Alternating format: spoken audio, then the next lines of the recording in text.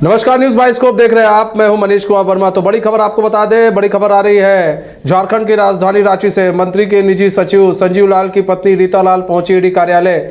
11:45 संजीव लाल की पत्नी रीता लाल पहुंची ईडी कार्यालय। छापेमारी में बरामद कैश के सोर्स को लेकर पूछताछ होनी है। 6 मई को ईडी ने संजीव लाल समेत अन्य के ठिकानों पर छापेमारी की थी। 7 मई को भी कई ठिकानों पर छापेमारी की गई थी। 8 मई को मंत्रालय स्थित संजीव लाल के चैम्बर में भी हुई थी छापेमारी। अब तक के छापेमारी में मिल चुके हैं लगभग 37 करोड़ रुपए। टेंडर कमीशन मामले में चल रही है ईडी की कार्रवाई। तो बड़ी खबर बता रहे हैं आपको, मंत्री आलमगीर आलम के जो निजी सचिव है संजीव लाल, उनकी पत्नी को भी ईडी जो है अब पूछताछ के लिए ईडी कार्यालय वो पहुंची है। रीता लाल पहुंची है 11:45 पर।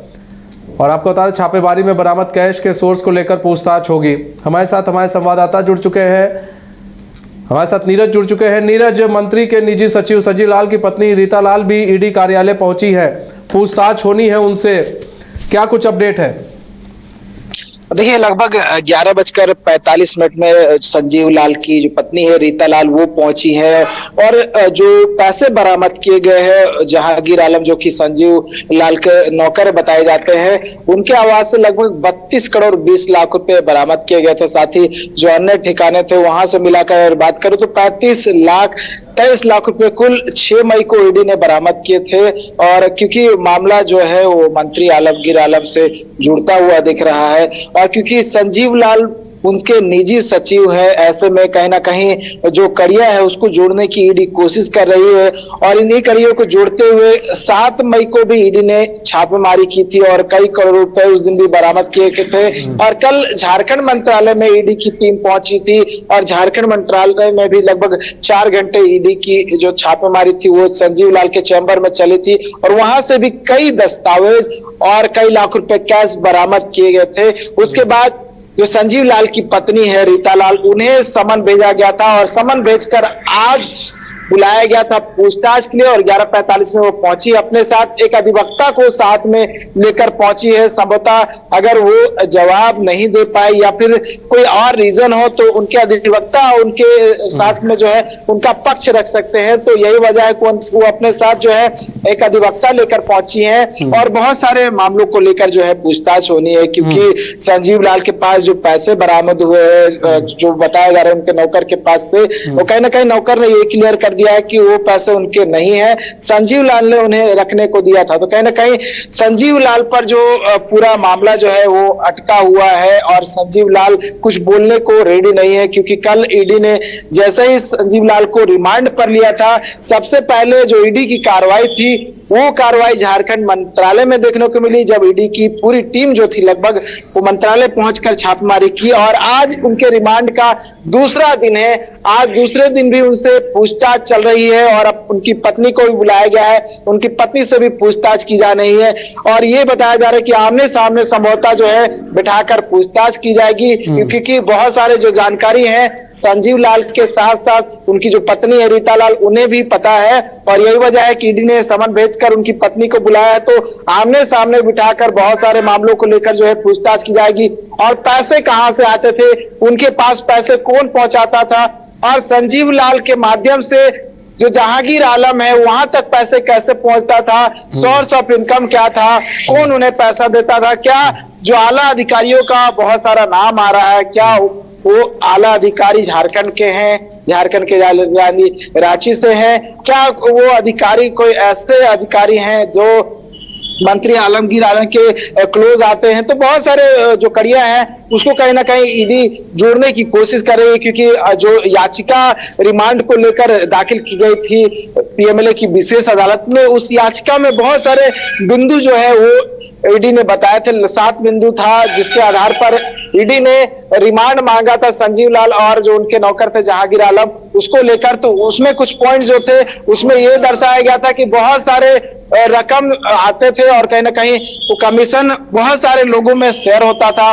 बहुत सारे ऐसे आला अधिकारी हैं जो कहीं ना कहीं अपने पावर का मिसयूज करते थे और मिसयूज करते हुए टेंडर का कुछ परसेंटेज हिस्सा जो है अपने पास रखते थे। तो कहीं ना कहीं उन लोगों तक पहुंचने की ईडी की कोशिश होगी और यही वजह है कि ईडी ने रिमांड पर लिया है जहांगीर आलम और संजीव लाल, और अब उनकी पत्नी को ईडी कार्यालय बुलाया गया है, मामले में पूछताछ होगी। तो एक और बात है, कह सकते हैं कि समन का सिलसिला भी जो है ईडी का प्रारंभ हो गया है, क्योंकि अब लगातार जो है कई लोगों को एक साथ समन जो है भेजा जाएगा और हर दिन संभवतः हमें देखने को मिलेगा कि नए नए लोग जो है ईडी कार्यालय के आसपास आपको दिखाई दे, ईडी कार्यालय में दिखाई दे, और उनसे भी मामले को लेकर पूछताछ होगी, क्योंकि बहुत बड़ा रकम जो है वो ईडी ने बरामद किया। लगभग 37 करोड़ रुपए ये 2 दिन की छापेमारी में ईडी ने बरामद किया है, जहां पहले दिन लगभग 35 करोड़ 23 लाख रुपए ईडी ने बरामद किया था, जहां जहांगीर आलम के आवास से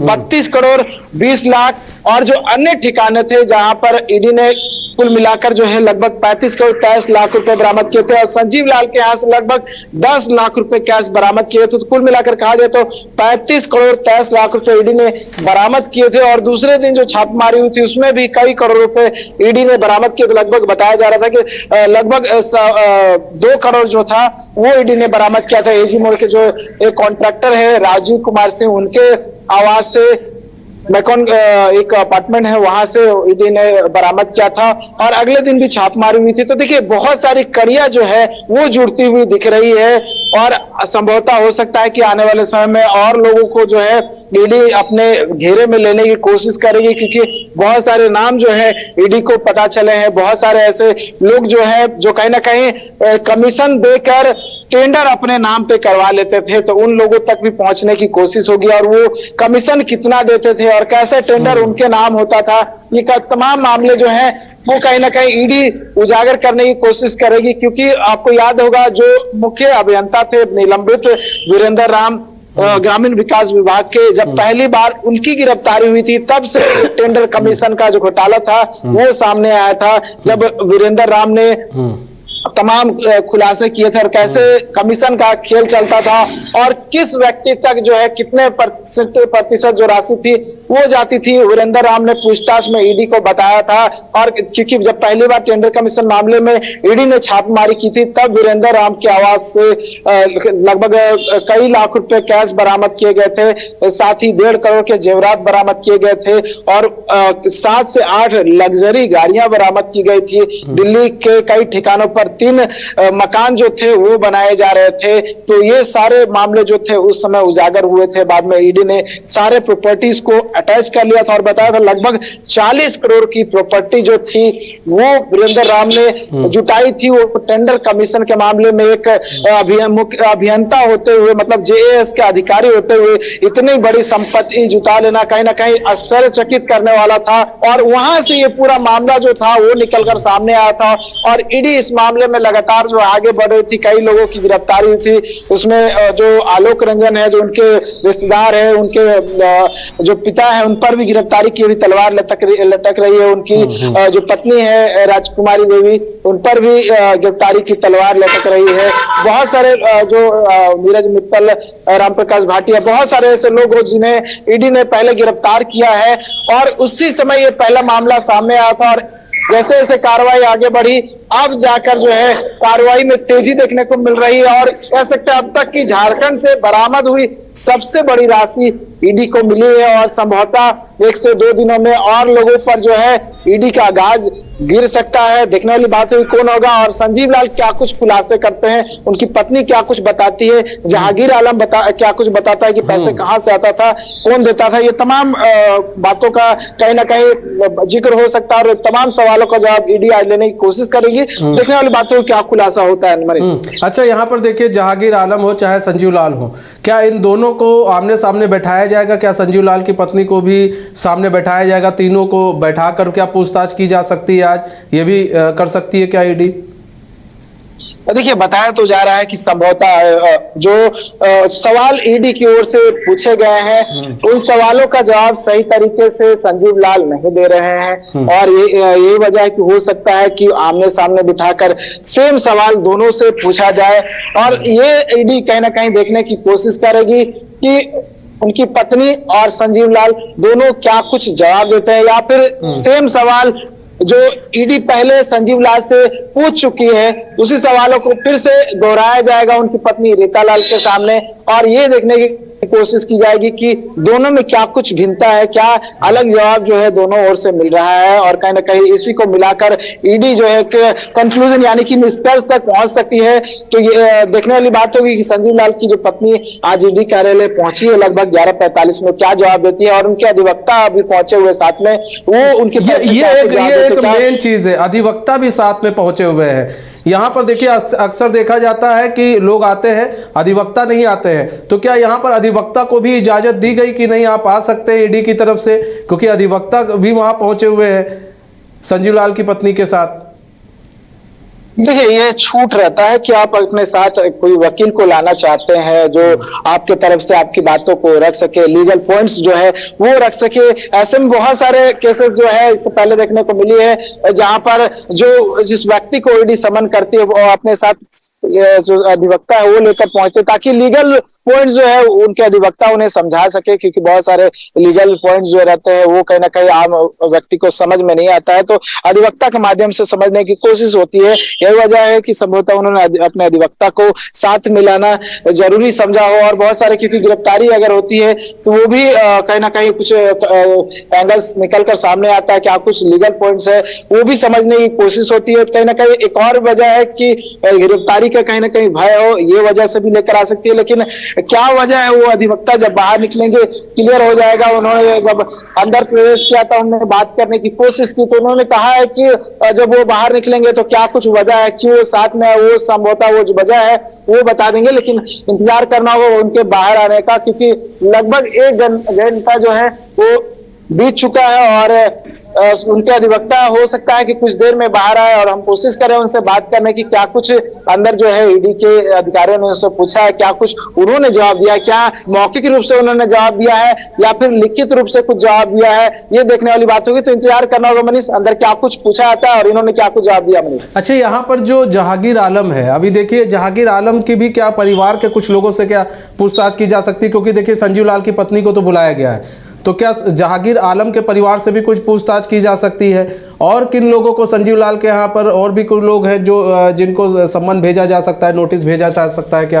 क्योंकि मामला छोटा नहीं है, मामला बहुत बड़ा है कि एक नौकर के यहाँ भाई इतने करोड़ों रुपए कहाँ से मिले हैं।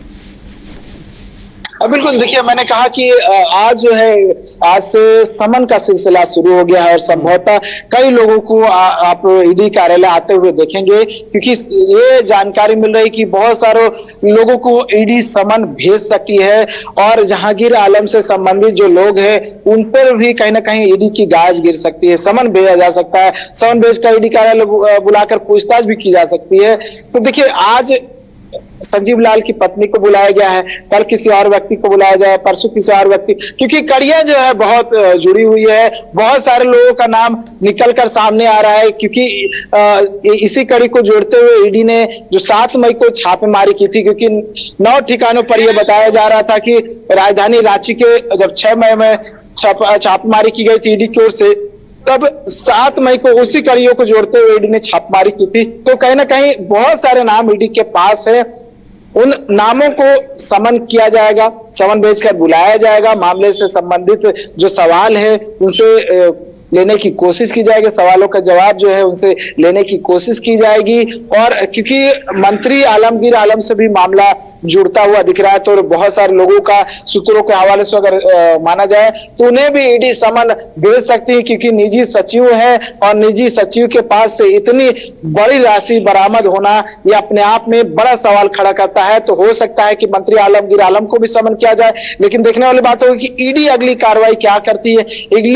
ईडी के पास जो इनपुट्स मिले हैं वो इनपुट्स में कौन नाम है और इनपुट्स के आधार पर क्या कुछ कार्रवाई होने वाली है, और जो 2 लोग ईडी के रिमांड पर है, संजीव लाल और उनके नौकर जहांगीर आलम, वो ईडी को क्या कुछ बताते हैं, क्योंकि बताने के लिए बहुत कुछ है। क्योंकि अगर बात करूं वीरेंद्र राम की, तो वीरेंद्र राम की गिरफ्तारी पिछले वर्ष हुई थी और लगभग 1 साल का समय बीत चुका है, और 1 साल के दौरान ये बताया जा रहा है कि प्रॉपर्टी जो है वो इकट्ठा की गई है, जो पैसे जो है वो इकट्ठा की गई। और अगर हम छापेमारी के दिन यानी 6 मई की बात करूं, जहां पर ये छापेमारी चल रही थी गाड़ी खाना चौक के पास, और जब आसपास के लोगों से हमने बात की तो उनका कहना था कि 3 से 4 महीने पहले ये जो मकान है यानी किराए पे लिया गया जो फ्लैट है वो लिया गया था। और जो जहांगीर आलम था वो 15 दिन 10 दिन 5 दिन वेट कर कर आता था, अपने साथ झोला बैग बोरा में कुछ न कुछ लेकर आता था। उन्हें इस बात की जानकारी नहीं थी कि उसके अंदर कैश है। और आपने ईडी की ओर से जारी वीडियो में भी देखा होगा कि ईडी कैसे प्लास्टिक में बैग में लगेज से पैसे को जो है बाहर निकाल कर जो पलंग था उसमें रखने का काम कर रहे। तो समझा जा सकता है कैसे ऐसे करके जो है जहांगीर आलम पैसे लाता था और जहांगीर आलम तक पैसे कौन पहुंचाता था। इसी कड़ी को कहीं ना कहीं ईडी जोड़ने की कोशिश कर रही है, नाम तक पहुंचने की कोशिश हो रही है। और रिमांड पर लेने के बाद जो है पहली बार ईडी ने कल कार्रवाई की थी और हो सकता है कि कल परसों तक में बड़ी कार्रवाई एक बार फिर से ईडी की ओर से झारखंड की राजधानी रांची में देखने को मिले या फिर झारखंड के किसी एक कोने में देखने को मिले। तो देखने वाली बात होगी। सबसे प्रमुख बात यह होगी कि ईडी के रिमांड में संजीव लाल और जहांगीर आलम ये दोनों क्या कुछ खुलासे करते हैं, क्योंकि उनके खुलासे पे ही ईडी की अगली जो कार्रवाई होगी वो डिपेंड करेगी मनीष। और समन जो है बिल्कुल जारी होगा। हो सकता है जहांगीर आलम के संबंधियों से हो पूछताछ हो समन जारी करके, या फिर संजीव लाल के जितने भी कॉन्टैक्ट्स हो उनको भी बुलाया जाए, क्योंकि कॉन्टैक्ट्स में ये भी ईडी खंगालने की कोशिश करेगी कि कौन से ऐसे व्यक्ति थे जिससे संजीव लाल ज्यादा बात करते थे, क्या कुछ लोकेशन था, क्योंकि बहुत सारे जो इनपुट्स थे ईडी के पास पहले से थे और इसी इनपुट के आधार पर ईडी ने कार्रवाई की थी। तो इन कड़ियों को भी जोड़कर वैसे लोगों को बुलाया जाएगा जो कहीं ना कहीं संजीव लाल के करीबी थे। मनीष ठीक है नीरज, बहुत बहुत धन्यवाद हमारे साथ जुड़ने के लिए और तमाम जानकारी साझा करने के लिए। तो आपको बता दें कि मंत्री के निजी सचिव संजीव लाल की पत्नी रीता लाल ईडी कार्यालय पहुंची। 11:45 पर संजीव लाल की पत्नी रीता लाल ईडी कार्यालय पहुंची है। छापेमारी में बरामद कैश के सोर्स को लेकर पूछताछ उनसे होगी। ये भी कहा जा रहा है कि हो सकता है जहांगीर आलम और संजीव लाल दोनों को अब बैठाकर सामने पूछताछ की जाए। और ऐसे में देखिए 6 मई को ईडी ने संजीव लाल समेत अन्य ठिकानों पर छापेमारी की थी। तो रीता लाल और संजीव लाल और जहांगीर आलम हो सकता है तीनों को आमने सामने बैठाकर पूछताछ की जाए। तो जो रीता लाल है वो अपने वकील के साथ पहुंची हुई थी ईडी कार्यालय, और ऐसे में अब जब वो बाहर निकलेंगे या फिर अधिवक्ता बाहर निकलेंगे तो बताएंगे कि क्या कुछ हुआ है। और वो अगर आए हैं तो क्या वो लिखित में जवाब उन्होंने दिया है या फिर मौखिक रूप से जवाब दिया गया है। और आप बता दें 8 मई को मंत्रालय से संजीव लाल के चैम्बर में भी छापेमारी की गई थी, जिसमें कहा जा रहा था कि 2 लाख रुपए जो कैश है जो वो भी बरामद किए गए हैं। तो अब तक लगभग 37 करोड़ रुपए जो है वो बरामद किए गए हैं। टेंडर कमीशन मामले में ईडी की कार्रवाई चल रही थी।